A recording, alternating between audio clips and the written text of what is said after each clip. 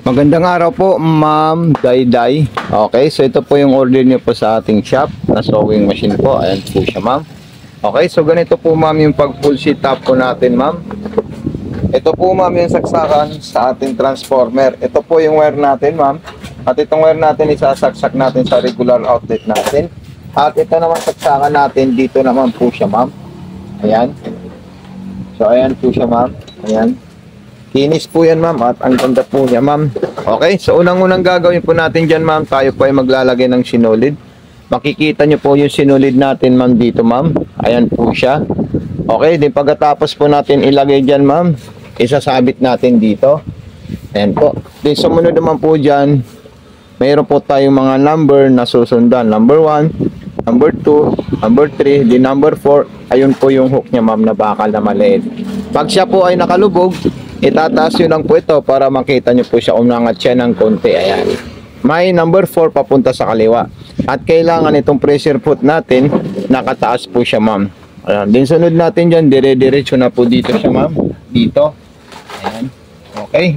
Yung pagtanggal naman po ng karayom natin, Ma'am, luluagan natin ito at pwede na natin to hugutin. Okay. Ang tamang position, dalawa po kasi yan eh. Itong bilog na sa harapan, yung flat na sa likod. Ayan. Then ito naman ipapasok natin dito sa butas ng karayom po, Ma'am. Ayan. So napakaganda po yan, Ma'am, kasi pag nakuha nyo po yung tamang paglalagay ng sinulid, mayroon po siyang shooter thread. Ayan. So pwede nyo po yan, Ma'am, aralin. Kung di nyo po naman po kaya, pwede nyo naman po siya i-manual. Halimbawa ako kasi inaaral ko rin po ito kung paano. Kaya madali ko lang po siya natutunan. Ayan po, Ma'am Dayday.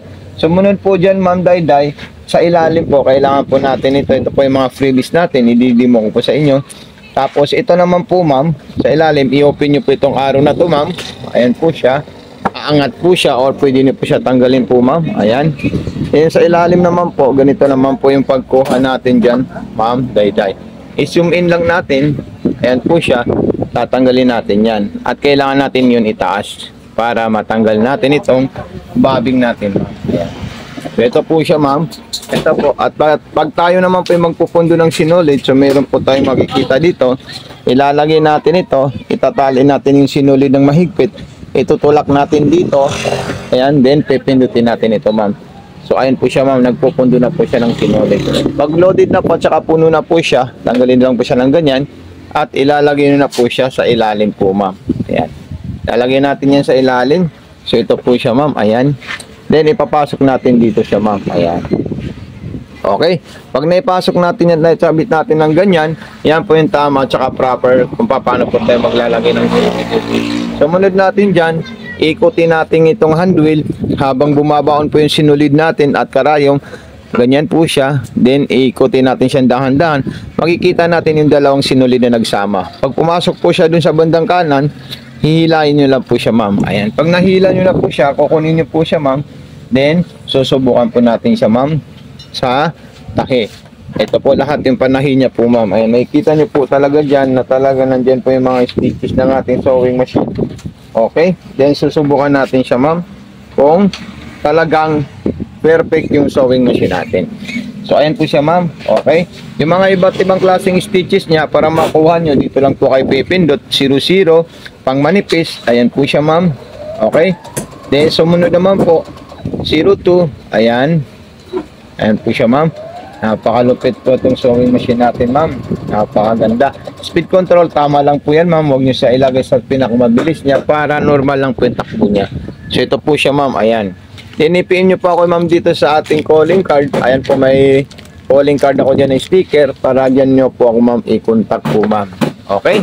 Then, sunod naman natin yung mga iba't ibang klaseng design natin bago natin kunin yung automatic button holder natin. Zigzag, number 4. Ayan. Ang ganda po talaga nito, Ma'am. Ayan. Pang cotton lang po yung zigzag natin sa number 4. Then, kung pang long naman po, pwede natin ilagay sa number 5. Ayan po siya, Ma'am. Okay. Sumunod naman po dyan, kung gusto niyo po pang aging, 06, 07, at saka may garterize po siya para sa mga underwear, yung 08 at saka 09 po, Ma'am.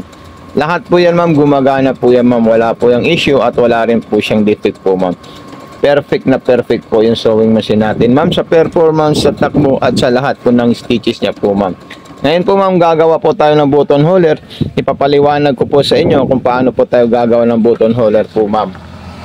Okay po ma'am Dayday, pag gagawa po tayo ng button holder, makikita po natin ito.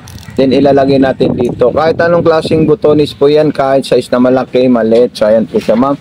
Then, ipapress natin yung likod na may plastic. At mahuhulog po ito ma'am, babagsak po siya. Ayan. Pag bumagsak po siya ma'am, ganyan lang po siya. Then ilalagay natin itong pang button holder guide natin ma'am. Ayan. Tatapat lang po natin, forklift kasi yan ma'am. Then pagkatapos niya ma'am, mayroon pa tayong ibababa na thread guide. Ayan po siya ma'am. Para mabuo niya po yung pinaka-perfect na button holder. Para hindi na po kayo magmamano-mano at magma-magic mag-button holder. Dahil pag yan ay sinalpakan nyo po ma'am ng butones at tinansya mo po siya, automatic siya na po yung gagawa. 11 po siya ma'am. Then makikita nyo po dito ma'am. Ayan. 11. Then pipindutin nyo lang po ito ma'am. Ayan. Matik na po yan na atras muna siya. Pag umatras, abante naman po siya ma'am. Tapos babalik naman po sa bandang kanan. Ayan. So alalayan nyo lang po siya ma'am. Huwag nyo na po siya hilain. Kung baga siya na po yung bahala gumawa at tumapos sa button holder ma'am. Ang importante, huwag po siya tumaba dito sa ginagawa niyang button holder po ma'am. So ayan. Tapos na po yan ma'am.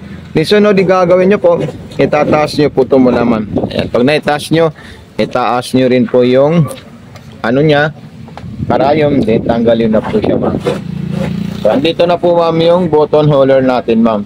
Ulitin natin yan ma'am para makuha nyo po ulit yung paggawa. At kung di nyo naman po siya makuha, tumawag na lang po kayo kahit video call po ma'am. Dahil kayo ay tutulungan namin paano nyo to mape-perfect po ma'am. Ayan.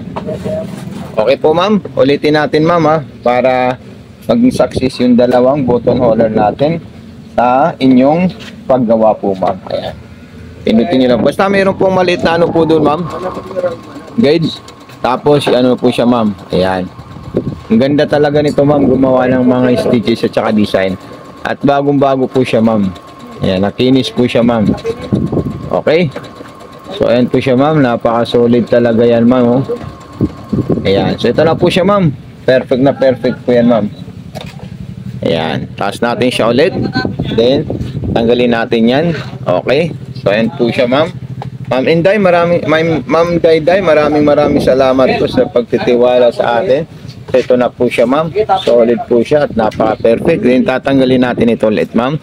At ilalagay natin siya para po siya po ay makita nyo agad. At ilalagay natin ito ma'am. Ayan. Okay. So ayan po siya ma'am. Then grabe. Ang solid talaga yan ma'am. Okay, so ito na po yung mga pa-freebies natin ma'am Dayday. God bless po and maraming salamat po ma'am. Any concern, wag po kayo mahihiya, mag-message sa akin. Okay? Facebook page natin, Mato Sewing Machine Vlog. YouTube channel natin, Mato Sewing Machine. At TikTok shop natin, Mato Sewing Machine. So ayan po yung pa-freebies natin ma'am. Kompletong kompleto po yan ma'am. Salamat and God bless. Happy sewing po ma'am. Dayday.